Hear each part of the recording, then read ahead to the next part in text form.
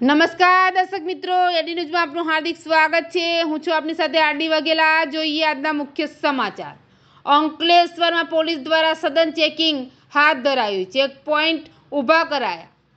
દિલ્હીમાં car blast બાદ અંકલેશ્વર પણ પોલીસ સતર્ક બની ગઈ છે અને સઘન ચેકિંગ હાથ ધરવામાં આવ્યું હતું। પોલીસે પાર્કિંગ ઝોન તેમજ સ્ટેશનના પ્રવેશદ્વાર સહિત જીઆઈડીસી વિસ્તારોમાં સઘન ચેકિંગ હાથ ધર્યું હતું।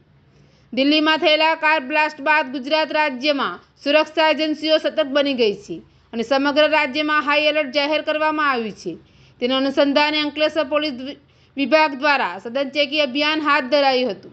જીઆઈડીસી વિસ્તાર સહિતના વિવિધ વિસ્તારોમાં વાહન ચેકિંગ તેમજ પાર્કિંગ ઝોનમાં ચેકિંગ કરવામાં આવ્યું હતું।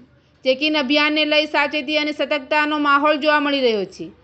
એડીનું સાથે રિપોર્ટ જયેશ પ્રજાપતિ, અંકલેશ્વર।